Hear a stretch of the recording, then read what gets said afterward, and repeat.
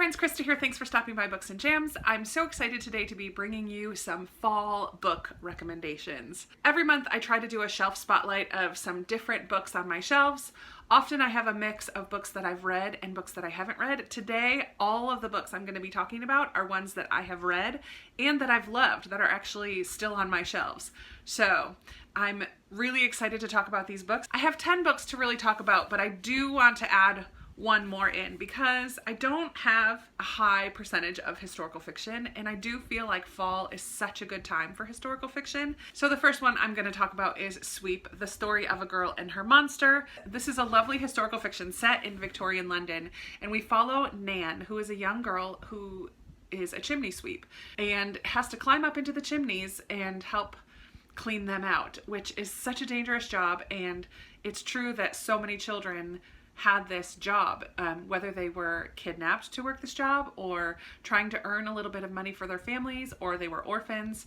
But we learn a lot about Victorian London. We learn about Nan. And one time Nan gets actually stuck up in a chimney by a bully. And she is able to escape because of a little piece of coal that becomes this golem, which is part of Jewish folklore. Golems are part of Jewish folklore. And this monster grows and becomes very important in Nan's life and helps her find her voice and to stand up for what's right. And it's just such a lovely, lovely story, historical fiction, perfect for fall. Love. I will do the other two middle grade, very, very different. One of them is a fantasy that you've probably been hearing a ton about in the last little year or two. And that's Nevermoor, The Trials of Morgan Crow. I also have Wondersmith and Hollowpox, the third in this series, comes out, I believe, this month in October. I'm hoping. It comes out very soon. This is such a fun fantasy. In this book, we follow Morgan Crow, and at the beginning in Nevermoor, she is cursed. She's born on the specific day that means her life is cursed, and everything bad that goes on is blamed on Morgan. Well, part of this curse is that she's going to die on her 11th birthday. And on the eve of her 11th birthday, Jupiter North sweeps in from Nevermoor and whisks her away to this magical land. And her whole life is changed. He has chosen her to participate in these games to become part of the Wondrous Society. And so she has to participate in these trials. All of it is very new to her. Magic was not a part of her life before she arrived in Nevermoor. And it's just creative and whimsical and wonderful and atmospheric and lovely. So definitely would recommend this for a middle grade fantasy series if that's something that might interest you. And then also for middle grade, a book that I've talked about many times over the course of my channel, and that is A Monster Calls by Patrick Ness. This is very different from either of the other two books. In this book, we have a little boy whose mother is dying of cancer. And at night, a tree monster comes to his window and tells him these stories, basically helping him to process his grief. This book is heart-wrenching. And in part of what makes it so perfect for fall, I think, are these charcoal drawings that are all throughout. It's so kind of creepy and dark, but also deals with loss and grief and anger and denial. Like, all of the stages of grief are dealt with in here, and especially from a child's perspective. Yeah, I cried buckets when I read this book, buckets, but I think that this is a great one for fall. I will move up to YA, to another series that I really enjoyed that is, I feel like it has gotten some mixed reviews, and that's Caravel by Stephanie Garber. And this was such a fun series for me. Right on the top here it says, "Remember, it's only a game." And in this book we follow these two sisters who are trying to escape their father, and they want to get an invitation to Caravel, which is this whole role-playing scenario city thing where you have an option of participating in the game or being an observer. And there's just this mysterious vibe, but the whole time through you feel like something is real, but then you're trying to remember that nope, it's all a game. But that play back and forth between what is real and what isn't made this so fun. And it's such an elaborate story and made up place, Caravel, with a lot of mystery and a lot of deception, and the sisters' relationship is an important part of this story as well. I thought it was so much fun and I really enjoyed it, and I just think that fall is the perfect time to read Caravel if it's not something that you've read before. It's a lot of fun, and this cover is stunning. You can see it's really pretty. Another kind of magical book, this will be the last one that's like really has magic in it, but another kind of magical book that's so atmospheric is The Night Circus by Erin Morgenstern. And I feel like this is on so many people's fall recommendations stack because it really just is. She did such a good job of evoking all of the senses. Like she talks about the food that is being served and the smells that are in the air and the sounds as you walk through the circus. So this is basically a competition between two magicians and their apprentices. And so each of them just tries to out magic the other, and it's just so a little bit dark, a little bit creepy, a lot magical and whimsical and incredibly atmospheric. I know that that's a word I'm going to say over and over, but I feel like a strong sense of place and atmosphere is what makes something a good read for fall for me, and this definitely does this. I struggled a little bit with the structure of this one. We do learn about this magical competition between these two magicians, but we also get perspective from an outsider, like a young man who wants to go to the Night Circus. And the Night Circus is like a circus that kind of pops up in different places, and you never quite know where it's going to go next. So it kind of has a big following, and there's like groupies that try to go everywhere that it happens. It's a lot of fun, but be forewarned that the structure might be a little bit tricky to get into. That was how it was for me, but I still think it's a great book for fall. I do have a couple that are historical fiction, I guess, sort of. The first one is Susan Meissner's The Shape of Mercy. This was the first Susan Meissner I've read, and I read this so long ago. 2008 is when this was published. I don't remember much about this story, but I do remember that I just loved it. And this involves a young girl who, I don't know if she has to do community service or somehow she ends up helping this older woman clean out her attic. And in the attic, they find these letters or documents or something that trace back to the Salem witch trials in Massachusetts. So we do get some, almost like a dual timeline, not really, but so we're getting some history and perspective from people that were involved with the Salem witch trials, and then also this contemporary story of this young woman and the things that she learns by learning about the Salem witch trials impact her in her current situation and relationships. I am a huge fan of Susan Meissner, and if you haven't yet read The Shape of Mercy, this is one that I would recommend, and I do think that this would be great for fall. Another historical book takes place in Spain in 1945, and that is The Shadow of the Wind by Carlos Ruiz Zafón.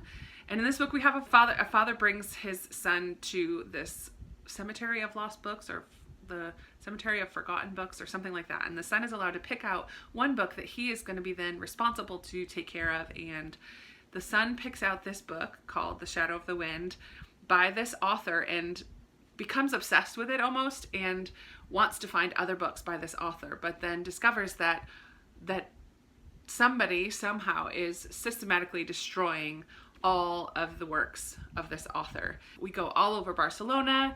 We have lots of dark, creepy nights, and fog sets in, and people creeping and hiding behind doorways and alleyways, and it's just full of like just the edge of creepiness that doesn't get into the scary realm, I don't think, at all, but it does give this atmosphere that's just a little bit oppressive and heavy and mysterious, and we do follow this young man, this boy, through a couple decades maybe, so it does travel through a little bit of time, but it starts in 1945 Barcelona, so it's just post World War II.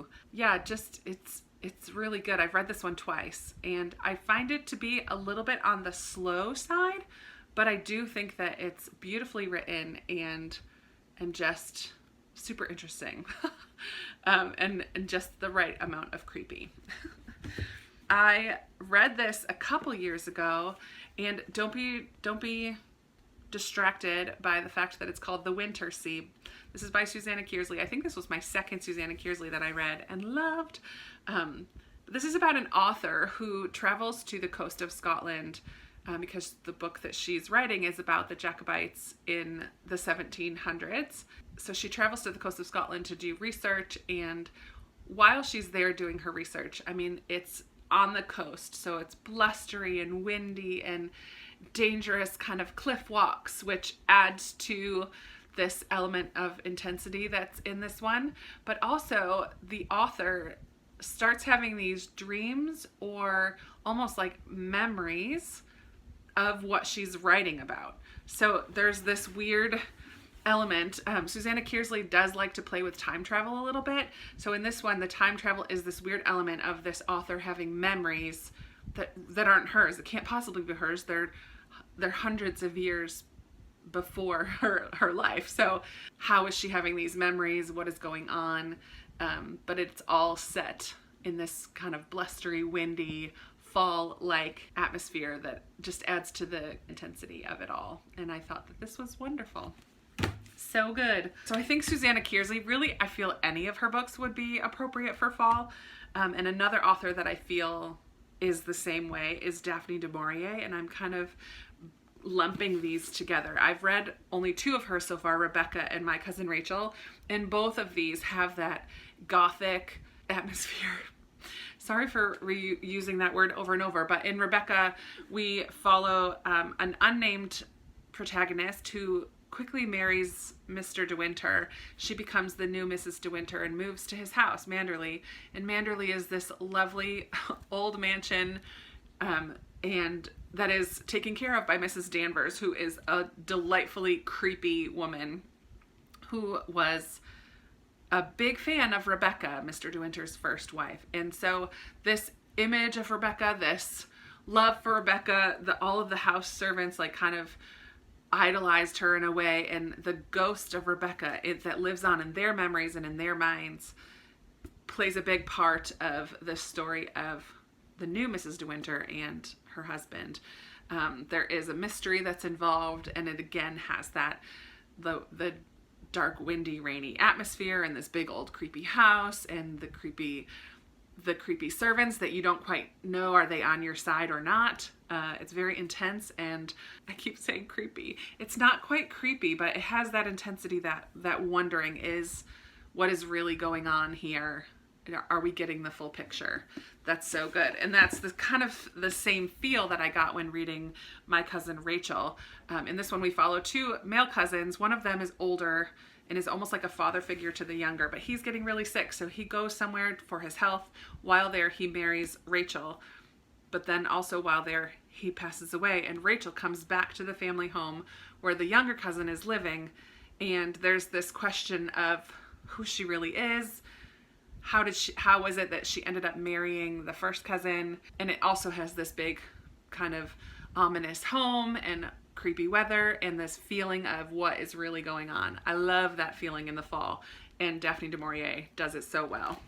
The next one is probably better for early summer or early fall, because this is Tangerine by Christine Mangan, and this is a psychological thriller mystery sort of deal. It takes place in Tangier, an island, and Alice moves there with her husband for his job. And what I love about this is that you feel the heat and the oppression, the oppressive heat.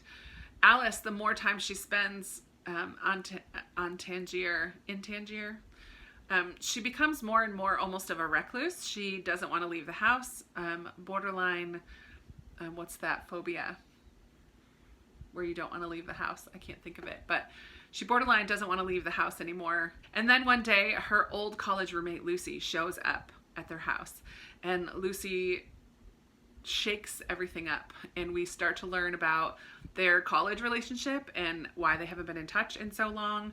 And then one day Alice's husband dies, and there's a mystery surrounding that as well. And this, the weather and the atmosphere of Tangier really added again to the storyline and the feeling of what is going on and who is Lucy really and what is she really doing there and why is Alice the way that she is and what happened to make these people make these choices.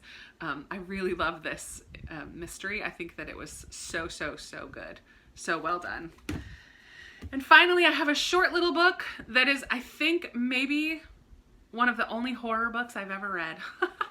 And I loved it. Surprise, surprise. And that is Bird Box by Josh Malerman. Oh, fall is such a good time to read this one. In this one, we have kind of a apocalyptic situation, sort of. Well, I don't know, apocalypse is the right word, dystopian situation. Anyways, in this world, our world, all of a sudden there's this creature of some sort. We don't really ever know what it is. If you see this monster, if you see this creature, then you become crazy, basically. You cause yourself harm and you cause the people around you harm and then often commit suicide. And it's devastating and the whole world goes berserk because of it. We follow Mallory, who makes her way to this house with a group of other people who are hiding, and they've like closed up all the windows and everything, and then eventually we have Mallory with these two kids trying to escape. And when you go outside, you have to wear blindfolds, and they're trying to make their way to a safe place. And it is terrifying. Oh, so good. It's so short, but it's so well done. And it didn't cross the line for me into like, I can't sleep, but I definitely would read this during the day and not at night. I almost wonder how the audiobook of this would have been, because the whole thing is you can't see the creature, or else that's when you have all these problems. But I bet you the audiobook would be cool to just listen, because a lot of Mallory and the kids, when they were trying to escape, they had to rely on their sense of hearing to know if they were going in the right direction or if they were going to be safe or what was around them. Oh, I bet listening would have been very cool. I did not love the movie that came out of this. It was okay, but I think the whole idea of like having to use your imagination to picture things just added to it. And there is a sequel. I actually have it out from the library right now. It just came out recently, called Mallory, and I'm really excited to jump into that one this fall as well, because I think that it's just the perfect time of year to read something that's a little bit creepy. So not too many witchy books. I guess there's one that takes place in Salem. I know a lot of people like to read witchy books in the fall. I'm not a big witchy book kind of person, but I like that I like when a book's atmosphere adds to the reading experience, and I believe all of these have that element to it. So here's my shelf spotlight for October. Here are some wonderfully atmospheric, like creepy intensity vibe books that I think would be excellent reads for the fall. Okay, set that down. I would love to hear from you if you have any that are in this vein. Like, I don't want to go scary, and I already love historical fiction, and I will do more shelf spotlights that are more specifically historical fiction. But I wanted to grab some that had a little bit of that intensity, that questioning, that is what's being said really real? It's funny because I like that feeling, but I don't like an unreliable narrator. I think there's a little bit of that unreliableness when you read some of these, but these do it right for me, I guess. So I'd love to hear from you. Have you read any of these? Are any of these new to you? Did you have the same feelings? Can you think of any other books that would be perfect for fall? Let's chat in the comments below. You guys know I love talking with you down there. Give this video a big thumbs up if you liked it. Subscribe if you haven't already, and I will be talking to you in another video very soon. Bye.